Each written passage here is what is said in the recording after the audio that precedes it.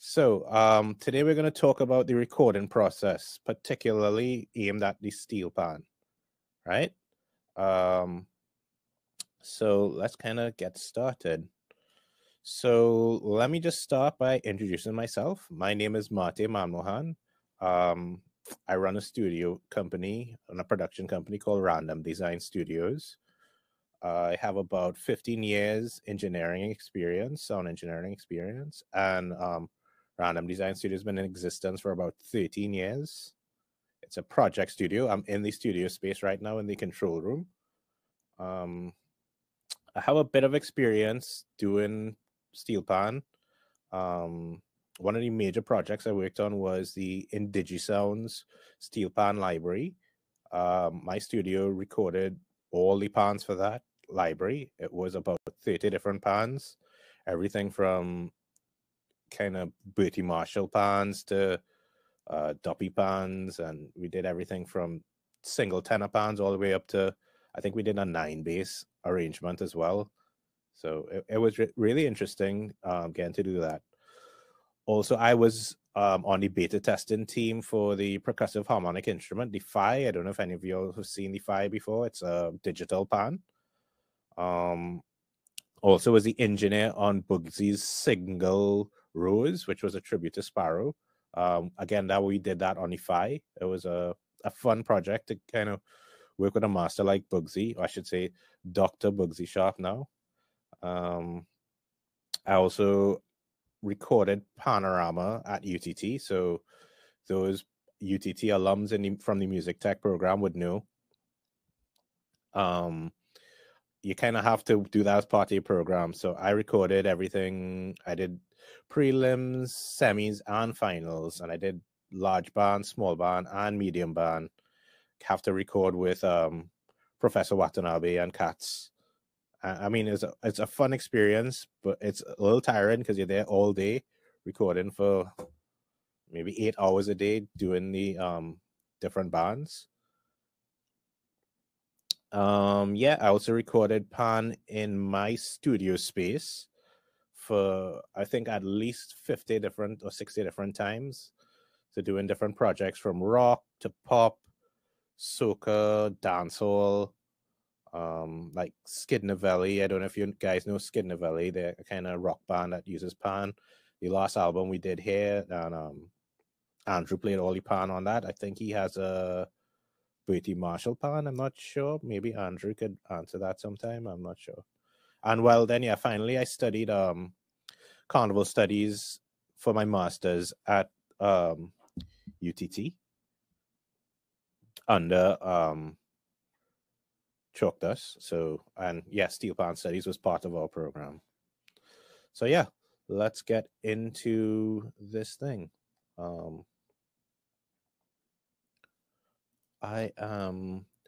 So how we're going to do it, we're going to cover it in 4 different areas, right? And at the end, we're going to talk about pricing and how you'll price yourself as a soloist, as an instrumentalist coming into a studio space, and all the business side of that. So the 4 areas we're going to look at is getting ready for recording first. We're going to talk about the recording space and what to look out for. Choosing the right gear for recording, whether it's microphones or sticks and these kinds of things, and then getting the right sound. So we're going to run a little poll here. So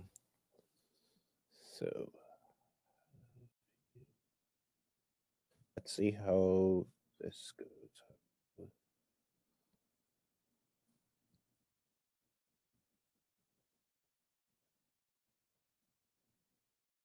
So please, if you have a chance, I'm going to give this poll up for like 2 minutes.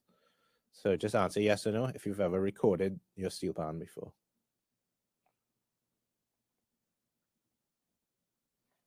All right, so far I have like 100% yes.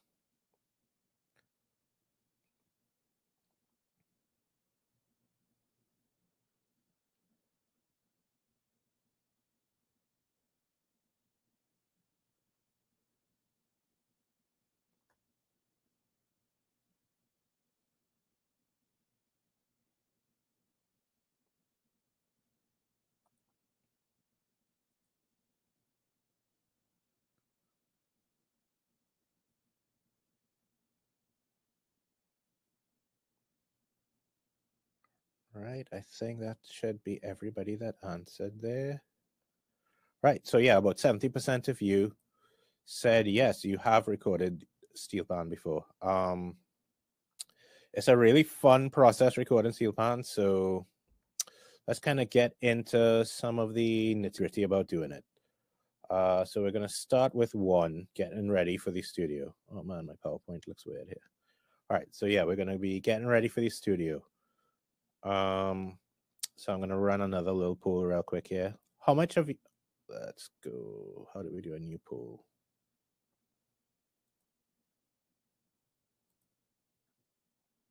I don't know how to do a new poll. All right. Yeah, so anyway, forget that poll. Let's talk about, yeah. So when we're talking about getting ready for the studio, we're going to talk about really and truly how to prepare before we actually move into a studio space, right? So the first thing, obviously, is going to be practice, practice, practice, practice. I'm sure you've heard that before. Just make sure that you practice and get yourself up to a point where you can record in a studio. Going into studios costs money, and it's a very creative process. So you don't want to be going in there and fumbling, or you're not playing confidently.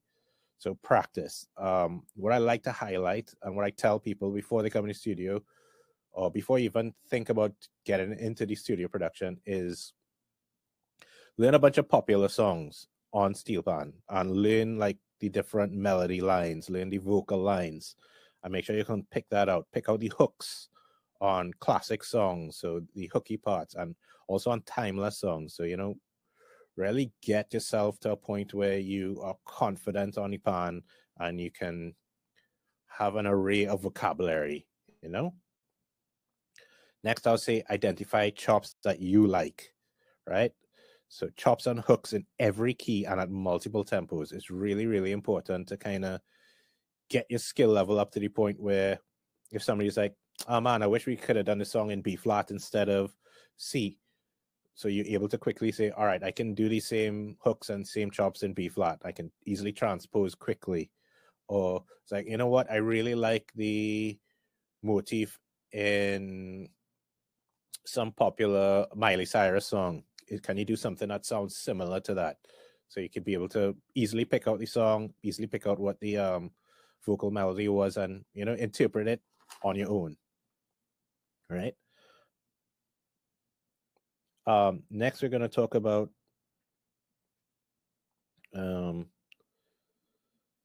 the tune-in, right?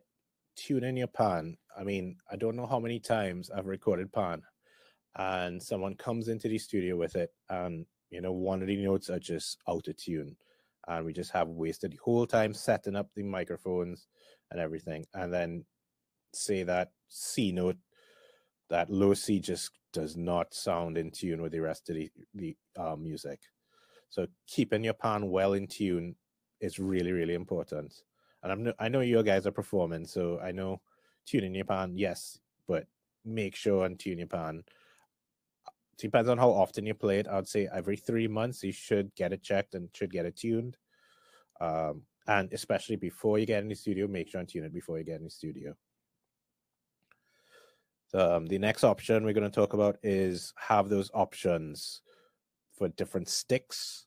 So I'm sure you all know that different sticks produce different sounds on the pan, but even if you can't have different pan options, So the difference between a low D tenor pan and a bow pan is really different, and especially noticeable in the studio, right?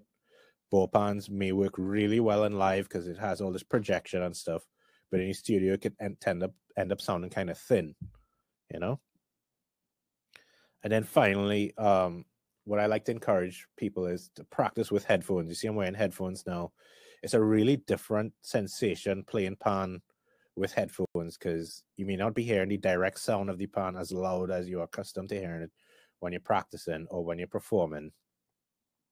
So I'd say, yeah, at least try to get, if you're practicing 3 hours a day, try at least 1 hour of that day to practice with headphones on so you can kind of get accustomed to the feel if you're really thinking about moving into the studio to be a studio musician. right? Next. So once you get the gig now, so all hours before you got a gig in the studio, before you decided I'm going to go in the studio.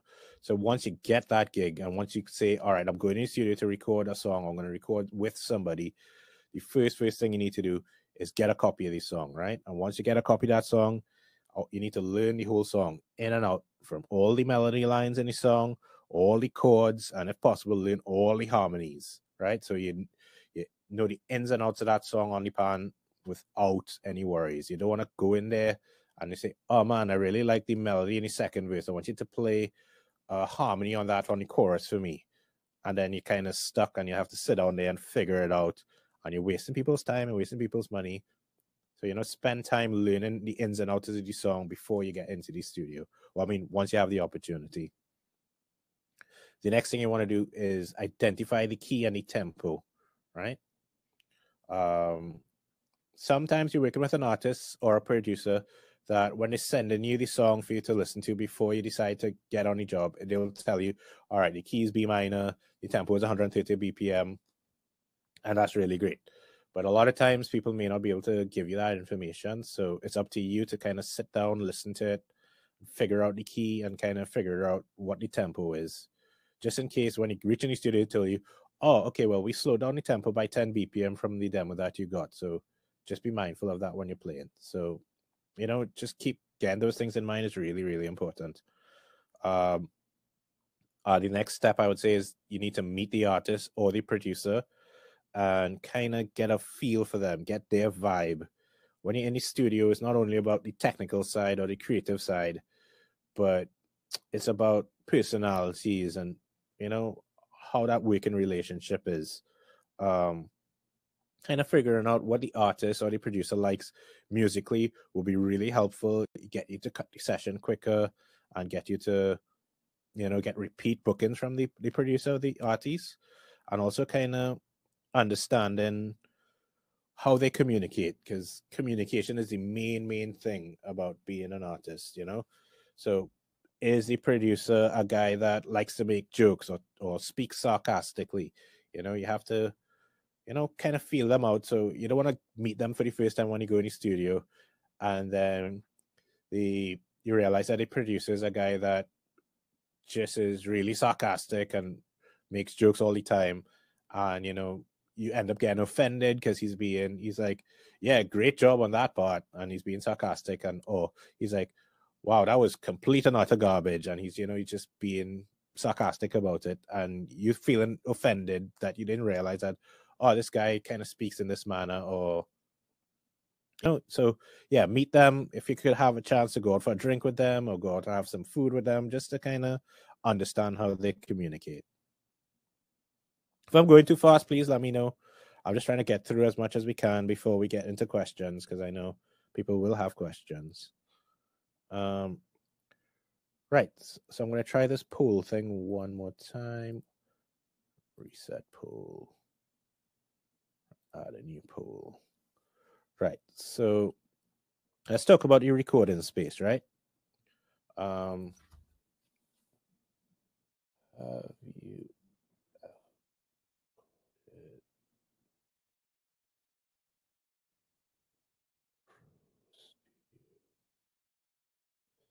So yeah, this is about if you've ever been in a professional studio, not a project studio, because I wouldn't even call my space a professional studio. So I want to see how much people have been in professional studios, whether it's Trinidad or somewhere else in the world.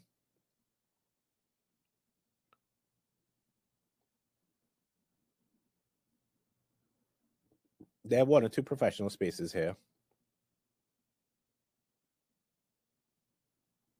I would suggest to say if anybody's been to Kin Sound Studios, that's a very professional space.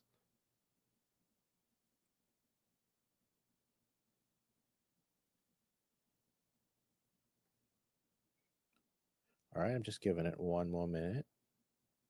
Well, a good portion of you say you've been in professional spaces. That's really good. Yeah. So Rate and pull. Right, yeah. So we're going to talk about the recording space. So let's really talk about we're going to talk about a small space versus a large space. We're going to talk about, let's go into it, right? So in terms of a recording space, a professional studio, obviously, yeah, KMP Labs for sure, by Casey and them. Very, very professional space. Right. So right, we're going to talk about the size. So the size of a studio matters a good bit. So a small space versus a large space, it drastically changes the sound that the Steelpan will kind of resonate in the space. A small space could be really good for like a single tenor pan that you really want the notes to really be really pronounced. But maybe like a 9 bass might not be the best option in a small recording space, you know? We're going to talk about the isolation, right? So the isolation of the space kind of determines how well it is kind of cut off from outside sounds, right? So in a professional studio, you definitely would like to be in the space and you can't hear any sound outside. Whereas like a project studio or even a bedroom studio, you know, you're going to hear like dogs barking or birds singing, and those can affect your recording process. Then we're going to talk about sound treatment. So the sound treatment in a space kind of determines how like lively it sounds inside there. Like in my space, my project studio is pretty dead. So when you play a pan in there, you really get a lot of the direct sound and you don't hear much reflections or reverberation. So, and usually you'd want that in a professional studio as well. Or you'd really want the option so that you can make the space sound very live or you can make the space sound very dead. And then finally, the vibe. So you could go to a studio and you get a real excited, happy vibe from the space, and it just makes you play better. Or you might go to a studio and it feels very uptight and very stuffy, and you know you might not be as quick to take it, be an adventurous on doing what you're doing on the pan, or you might think, all right, I need to just be very safe in what I'm doing. So these are the kind of things you really want to look for before you kind of choose a space to record in. Cherish has a question there. How can somebody differentiate a pro space from any other space? Right, great question. So a professional space will have all these things kind of in the positive. You'd want a space that's fairly large that can accommodate at least a small ensemble. You'd also want the isolation to be really, really precise so that there is no outside sound interfering with what you're doing. I would say in terms of treatment, it kind of depends, but you want the ability to say, I can have the space sound very live or sound very dead. And then finally, vibe really it depends. I mean, I've been to studios that people say, yeah, the vibe of that studio is real good. And then when I reach, I just feel like a real down vibe and it just doesn't seem conducive to work. So I guess it depends on your personality, right? But you really a professional space really should make you feel welcome in the space, but it shouldn't make you feel that you could just have a set of old talk and waste time, right? So let's talk about the professional space now. So these are the kind of things that you're going to need to kind of pay attention to when going into a professional space. Kind of what you want to do before you kind of book your studio session, right? So the first thing you want to talk about is what's the cost per hour, right? And you kind of want to figure out, are you paying that as the artist or as the performer, or is the producer artist paying that?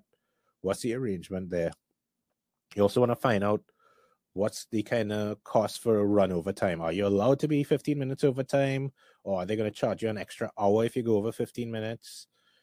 Are there blocks of half an hour available? So if you can't get it done in the hour or 2 hours, maybe you can do 2.5 hours. You know, you have to kind of figure all that out before. Don't wait till you get to the studio and you have exact money to pay for the time, or you booked exact amount of time, and then you want to find out, can I go over extra half an hour? Most of these professional spaces have their bookings done 2-3 weeks in advance. You know, it's not about just showing up and hoping you could get done.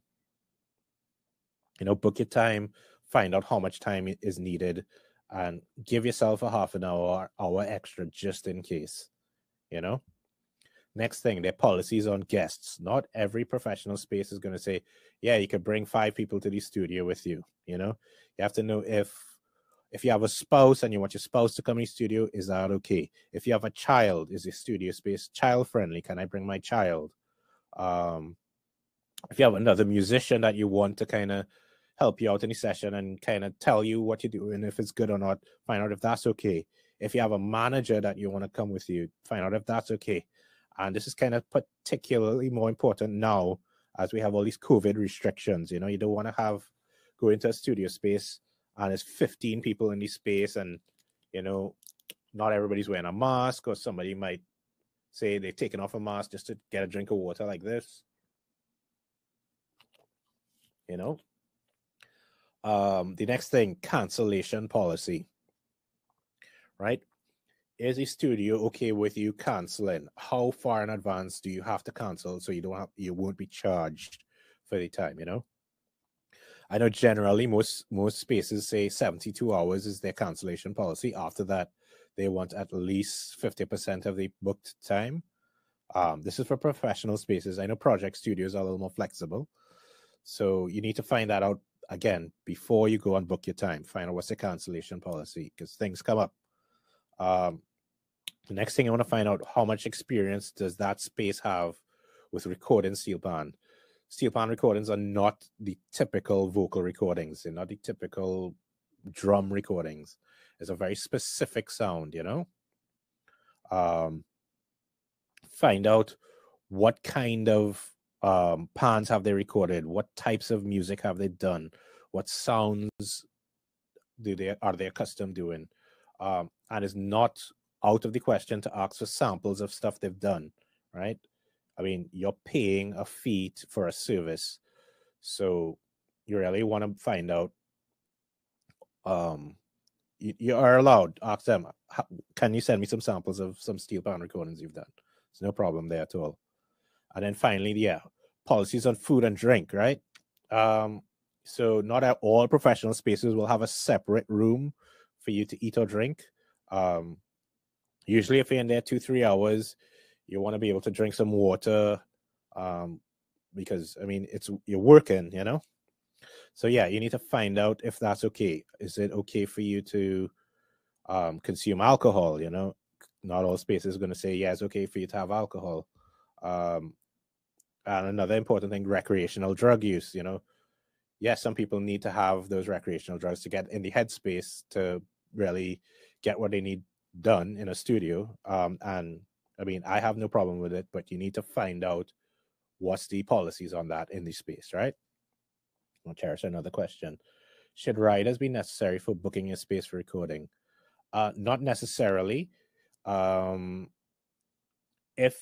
it depends. So if you are the artist and you are booking the studio not just for like an hour or 2 hours, and you say you want to book out a long period, you're gonna need to tell them what you need beforehand. So yeah, a rider list would be useful. So like telling them what kind of things you're gonna record, what kind of microphones you're gonna be looking for. It's useful, but in terms of you as an artist coming to play on somebody else's track, or you as an instrumentalist working with somebody, again, that will be up to the producer or the artist, right? Right. So let's continue on. Right. So yes, it would be great for all of us to go and record in a professional studio, but I mean, I would suggest like at least 70% of us won't have the opportunity to go into a professional space. Let me just answer these questions. In the case of a professional studio may be too small to record a band, what can you recommend? So recording a band live at the same time. If it's a steel band you're talking about, it may be better to do like a remote recording. So you can contact the professional space to get the get recording equipment to the space where the band is accustomed to rehearsing and record at that position. It may not be the greatest sound. You may not be able to have all the isolation and whatnot, but yeah, so getting a band recording is a little more tricky. They have large spaces. I have used the Pan Studio at UTT to record a large band, and it was really good. We got good enough isolation, and the sound in the room was really, really great. So they are recording spaces that can accommodate a large steel band. So there's no reason why it can't happen. What's Kerry asking? Should the studio have record appropriate instruments, or should that be responsibility of the client? Again, Kerry, I think that depends. So in terms of steel pans, which it's a very personal thing, I wouldn't expect booking a studio session and have the appropriate steel pan ready for a musician to come in. In terms of my space, I do a lot more pop and rock recordings, so I do have an assortment of instruments prepared for musicians when they come in, because in my experience, people who are recording this, who want to record this type of music, do not have studio appropriate gear to record. Their guitars are never properly set up, or the electronics may be bad. So I do have guitars and amplifiers prepared for those things. I don't think it would be, I guess you can have steel pans ready, but I mean, it will be a huge investment. I think very, very professional spaces that maybe accustomed to doing steel bands all the time, maybe they would have invested in those things, but I don't think it's a very common practice. And yes, okay, continuing. So yeah, as I was saying, not everybody might have access to professional space, especially like if you're working with up and coming producers or up and coming artists. So makeshift spaces are kind of where maybe I would say 60% of you may end up recording. So like a bedroom studio or even like a project studio. So again, these are the things you kind of want to pay attention to when you're going into these spaces, or before you go into these spaces, like what the noise levels are. That's kind of the first thing. So you want to know if there's road noise, if other people are going to be in and out of the space, like if they have air conditions in the space and what kind of noises those make. So just so you can be prepared for what the experience will be like in the space. I'd say in makeshift spaces, you're going to have to do specific techniques to kind of get rid of those noises, or like lower those noises as much as possible so they won't come out in the recording. And we're going to talk about that as we go on. Again, access to power in a makeshift space is very important. You may have like an iPad with your score sheet. You need to know if you can plug in that iPad and get power, or your phone may need to charge. So you need to know if these spaces, how far you have to go access to get power. Then the acoustics in the space, again, really, really important. So if the room is very echoey, you're going to have to kind of walk around and find the best spot in the room that the pan sounds good in. You don't want to be playing it and then the echoes from the pan is louder than you hitting the pan. You also want to find a spot with minimal noise from outside is kind of coming in. Then safety, this is a really important one, and a lot of people kind of forget about these safety things. So you want to know if you rest your equipment down in the space, if you can be safe from somebody picking it up and going away with it. You don't want any thieves kind of coming in, or you want to be in a space where you can feel comfortable and relaxed that somebody won't come and try to rob you, with a gun or something. It's always those things. And then obviously health and safety, right? You need to make sure there's no exposed power lines anywhere, no excess dust, so you won't be breathing in a lot of dust when you're playing, like no dirty water for you to step in and stuff. So health and safety is very important to remember when you're doing these things. And then finally, access to restrooms, right? So you want to be able to know that if you have to take a restroom break, you don't have to walk 2 kilometers to a restroom or jump in your car to go to a bathroom. You want to be able to have those accesses. Again, you need to figure these things out before you book your space. All right, Karella's asking, if someone can't afford a studio session, what software can they use to record their instrument? There's tons of software. I have been teaching recently using a program called Soundtrap. It's an online platform. It uses the microphones on your computer or your audio device, like if it's your phone or your iPad or something. And it works really, really well. I've actually done a few productions exclusively in Soundtrap using just laptop microphones, and they actually sound really, really good. I am comfortable with saying that if somebody records themselves in Soundtrap and sends it to me to mix, I will be comfortable enough to deal with the sound of that, you know? So, and it's free software, you know, and has everything you need. It'll have your metronome for your count. It'll tell you what the key is. You can import audio files directly into that and record directly there. Right. So let's talk about now choosing the right gear. So I want to do another poll.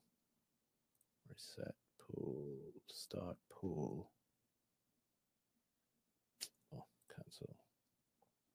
How do I do it? New pool? Right. So.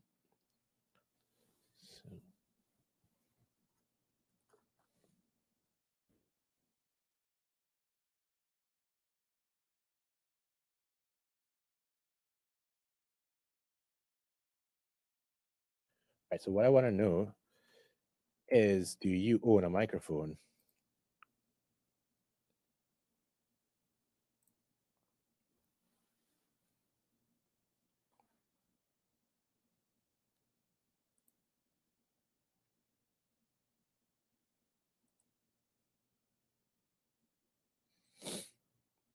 Right, a good bunch of you own microphones. That's really good.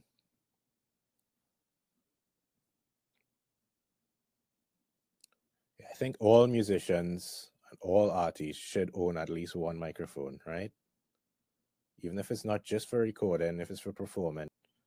You don't want to show up to a gig as a performer and then the microphone is garbage, you know? I'd say try to have your own microphone. All right, yeah, so about 70% of you own a microphone. Great. That's really good. Right, Curtis, we're going to get to you on this microphone things because we're talking about microphones right now. So, right, a microphone basically is something called a transducer, right? So it takes energy and changes it from one form to another. In terms of, for a microphone, it changes acoustic energy into vibrational energy into electrical energy, right? So like I have a microphone right here, it's taking my voice, vibrating a coil in the microphone, and it gets transferred into the electrical energy. It's running into my interface, which is then transferring that into digital ones and zeros, which is getting into the computer for you to hear my voice. Right, so for Pan, there are two main microphones I'll talk about. There are other types of microphones, but these are kind of the two main ones, dynamic microphones and condenser microphones. So a dynamic microphone, like the one I'm using here, it is more durable, right? It's really good for live, but it may not be as accurate in the high frequencies, right? It's not be all and end all, but generally that's the kind of understanding of dynamic microphones. Very durable, really good for live, but generally the high frequencies may not be as detailed in a dynamic microphone. And then we have a condenser microphone, which is a little less durable. You know, you can't go and just be dropping a condenser microphone, or if you hit it, you can't damage it. You know, with a dynamic microphone, if you accidentally hit it, it won't get it won't get damaged as much as easily. So condenser microphones again are less durable, is much more common in a studio. You won't really see a lot of people using condenser microphones live, and it's very sensitive to high frequencies usually, right? So much more accurate in the high frequency range. So yeah, so these are some common mics that I like to use for Steelpan. These are the ones that I've been using, right? So the ones on your, I don't know which side it will be. I guess it's on your left are the dynamics, and the ones on your right are condensers, right? So a Shure SM7B. I don't even know what that 193 thing is there. Oh, that's supposed to be under the Neumann. Anyway, you're right. So these are all microphones that I have and that I use on recordings for Steelpan all the time. My favorite one is the Shure SM7B.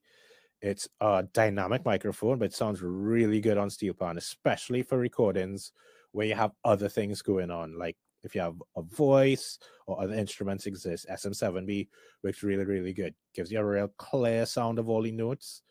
It doesn't have as much of the resonance of the pan kind of interfering with the sound.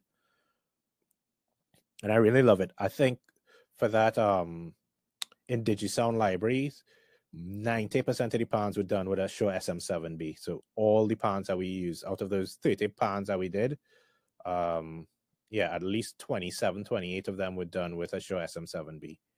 The other mic we used was this one, the EV RE20, Electro Voice RE20, yeah, which is another really great microphone. Both these mics are broadcast style microphones. You'll see them in podcast a lot on radio stations, but they sound really good on pan to me. They give you a really balanced sound. You get to hear a lot of the body of the pan, and also you get to hear the notes very clearly and accurately.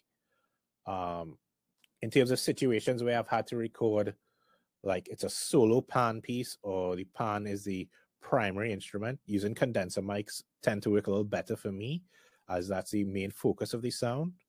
Neumanns work really good, but they're very expensive.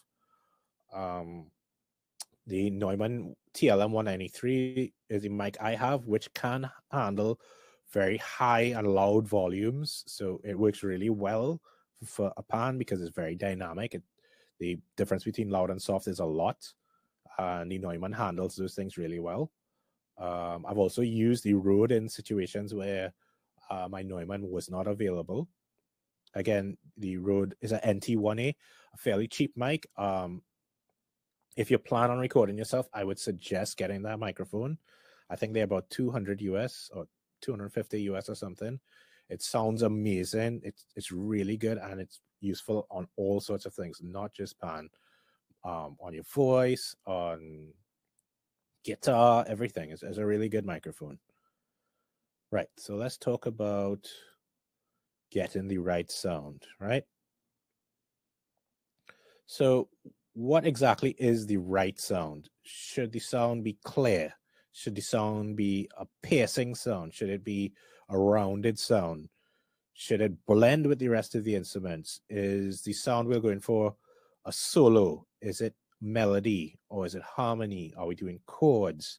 You know, so all these things you have to kind of think about while we're thinking about the sound we're going for in the pan. Again, you need to be kind of clear as the artist what you want, and also as the performer, you have to tell them, all right, my pan, the part I'm imagining for this part of the song, I want the notes to be very clear and very articulate, or you know, you want a more legato feel, and these notes have to kind of blend into each other. So you need to kind of communicate that to the engineer up front, you know. So let's talk about the factors of getting the right sound. And yeah, let me answer Curtis's question here. So a 6 or 7 bass pan in a project studio.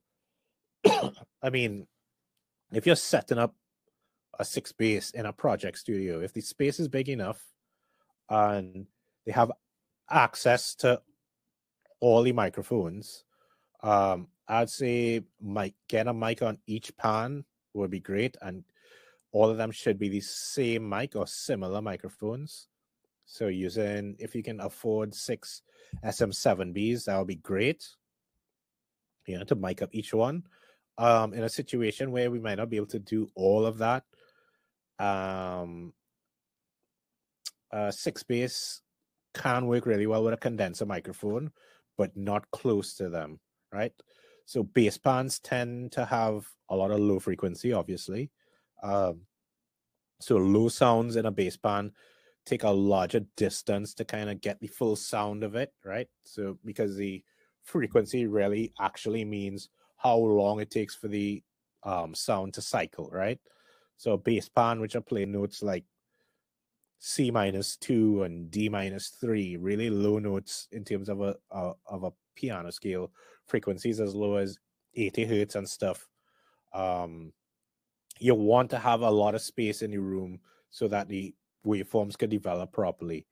I have done, when I was in UTT, I did a recording of Woman on the Bass with an ensemble. So they had some piano players, some people doing like a double seconds and drum kit and stuff. But the main focus was, I believe, a 6 bass. And we just used 2 microphones, not necessarily close mic-in. So what we did is have the mics about 4 feet away from the pans, above them, and kind of aimed at the 2 centers of each side. And the sound that we got was really, really good. I think we used 2 SM7Bs. But again, we were in a very large space, so the sound was able to develop properly in the space. In a project studio, it may be a little different because the space is not as big.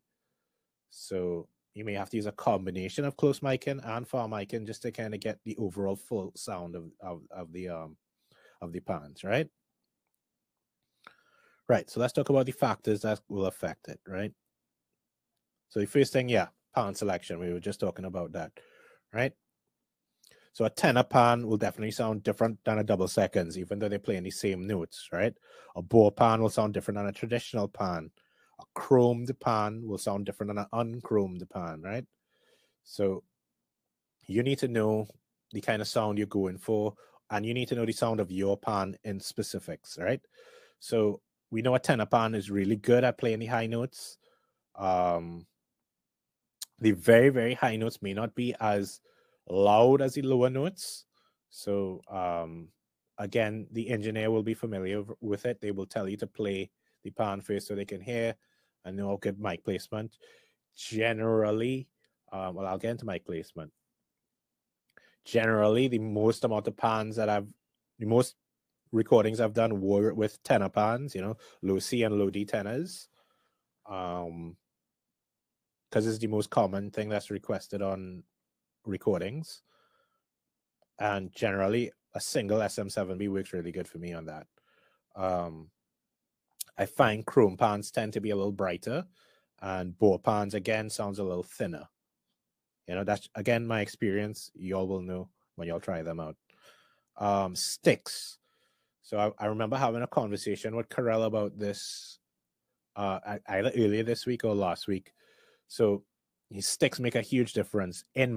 Since I've recorded so much pans, I have a collection of pan sticks in my space just so that I have different options if pan is coming to record. So the heavy rubber sticks work really good for making that kind of legato sound, so it's not as striking in sound. And then they have the ones with just the little bit of rubber, and those work really, really good for real clear, attacky sounds. And then shorter sticks versus longer sticks give you different sounds, So as a pan player, I know most of you are going to have stick options anyway, but again, you need to know what kind of sound you want to look for or what you're going for. Then your technique. So are you going to be playing very dynamic, or are you going to be playing very consistent? Do you want to have passages with very loud or very soft parts? Are you going to be using a lot of rolling compared to just single strikes? Is it going to be a legato kind of feel versus a staccato kind of feel? So again, you're going to communicate all these things with the artist, and kind of let them know what you're going for, what you're looking for, and so on. Mic placement. So this is a really important one. So if you're in a big room, you have a lot more options, right? You can do close mic-in or far mic-in, specifically if the room has a pleasant sound. You want to play the pan in your room to kind of hear what it sounds like and determine where you want your microphones. Do you want your microphone very close to get a lot of that direct sound from the pan, or do you want it kind of far? Generally, how I approach it, I would put the player to stand up, set up his pan, and kind of put the microphone within eye level of them, and kind of pointing towards the center of the pan, or pointing towards the largest note that the key is in. So if the song is in C, I'll point to that C note and kind of keep it on the largest C, the lowest C on the pan, you know?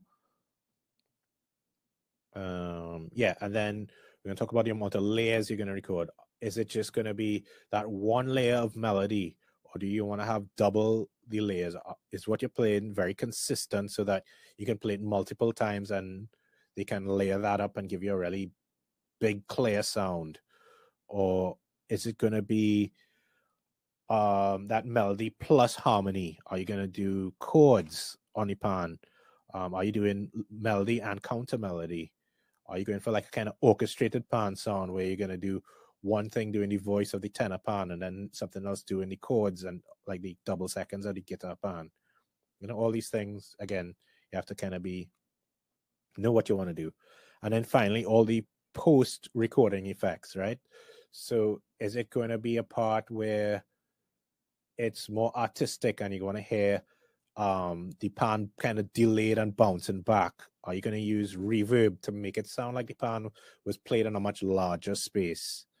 Are you going to compress the sounds of the pan so that the difference between the loudest notes and the softest notes are much closer? There are all kinds of other things. You could do saturation on the pan to make it sound like you're playing the pan through a guitar amp. I've actually done sessions where we use auto-tune on the pan to kind of give it that more futuristic sound and stuff, you know? There are tons of different things you can do. Right. And then finally, we're going to talk about the business of recording. Right. This is the kind of most important one as a performer, you know? Yeah. Okay, Curtis, you have a real good question there. So before we get into business, preamp choices. Yes, preamps. I didn't really want to get too much into that because that will really depend on what recording space you go into. But if you're kind of trying to develop your own recording space, preamps are important, especially if you're using dynamic microphones, because they may not have a lot of gain on their own, and your recording device may not have a lot of gain.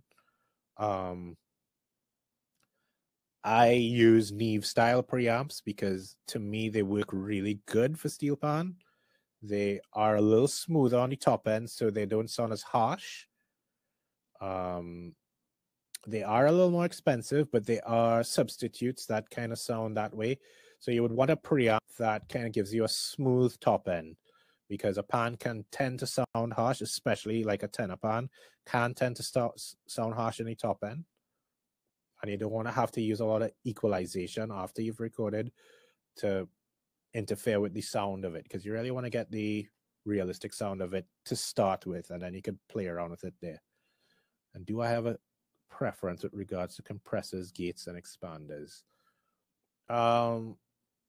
In terms of software compressors, I think I typically use an SSL style software compressor with pan, usually with most percussive instruments, because it doesn't take away the attack as much. It doesn't you don't lose a lot of body with it. But again, it's really what you're accustomed to. I have UAD hardware and software, so it's easy for me to play around with different ones, and I found that one works well. But it can all depend on the song. If it's a song, a real light, airy song, maybe you don't want to use a compressor. Maybe an expander is kind of where you want to go, so have a little more dynamic range. Right. So, question on mic placement. Did you mention mic in the bottom of the pan? Right. I think this is a controversial thing. I didn't really want to mention it. I don't ever mic the bottom of a pan, because the main thing is, does anybody lie down under your pan to hear you play the pan? A microphone's supposed to kind of operate like your ears, right? Nobody listens to a pan underneath a pan, right? I would never put a microphone there unless there's absolutely necessary. Like there's no space for it any other way. Or in my opinion, always mic on the top of the pan. That's where you're listening to the pan. You know, these notes come back at you there. They don't come back at you underneath. Um, a friend of mine actually did a lot of research in the resonance of steel pans and where the sound comes from. I don't know if he's in the chat, but he could probably tell you that um, a lot of resonance actually comes up from the sides of the pan. But that's not necessarily how we hear it, right? Yeah, so definitely top of the pan is much better when recording, you know? The bottom of the pan tends to sound very, very shrill, right? And the notes are not very clear. Okay, yeah. So, right, down to this, the business. First things first, before you get into the studio, agree on your rate before the session, right? Set your price. You can charge per song, you can charge per hour, but set your price. The rates vary widely in Trinidad.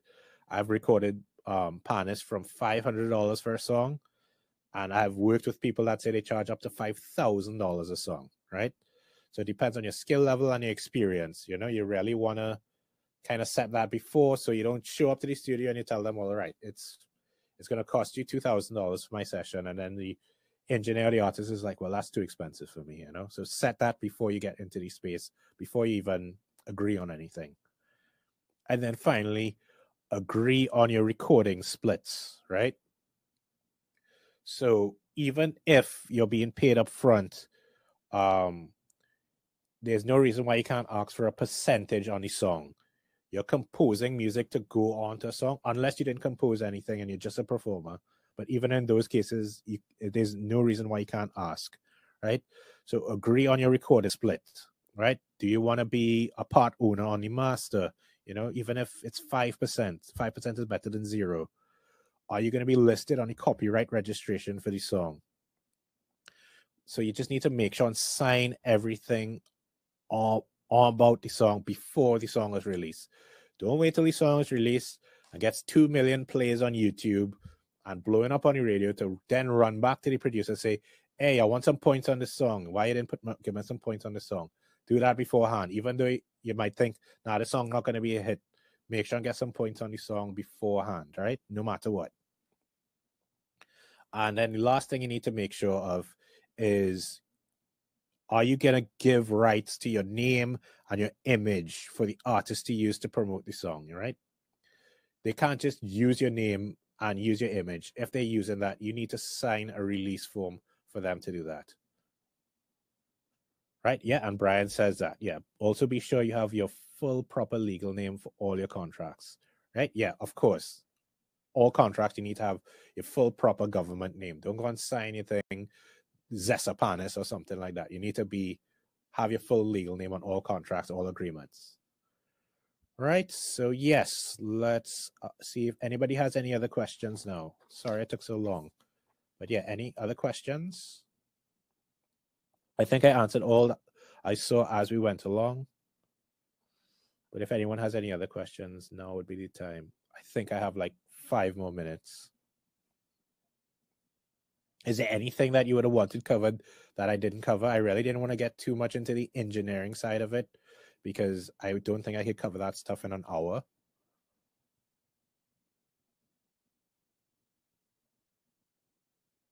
And if you do have questions and you don't want to send it here, you can feel free to reach out to me. I think I'm going to just type my email address in the chat. I think most of you should have my email address though.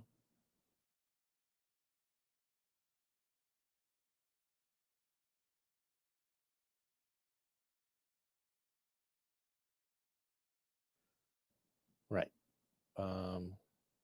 Yes. What's the best way to transform a general room into a project studio?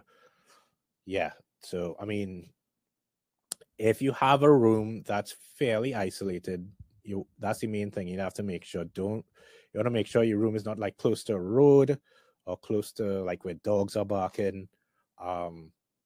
You can do a project space for not too much money.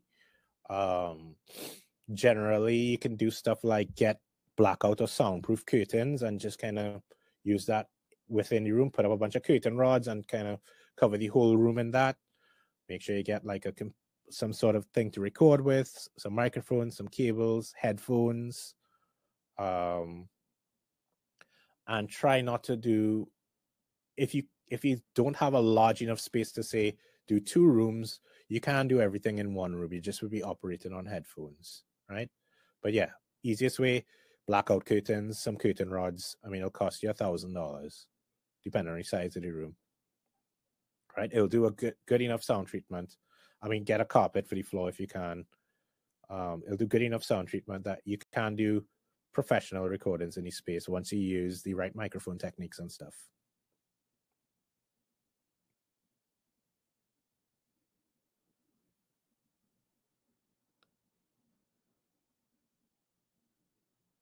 All right. So glad you mentioned the process. Yes. So I'm going to reiterate that thing. We did talk about tuning your instrument. So yeah, having an instrument tuned, I would say every 3 months, get your pan tuned, and definitely before you go into the studio, get your pan tuned, right? Curtis, is Logic Pro X a good DAW to record a 6-piece steel? Yeah, so all the digital audio workstations are the same. There's no one is better than the other. It's all about what works for you. Logic is fairly easy. I mean, I think Logic is really good at production. It works really well if you're producing music, so it has all those production tools. But for recording, yeah, works perfectly too.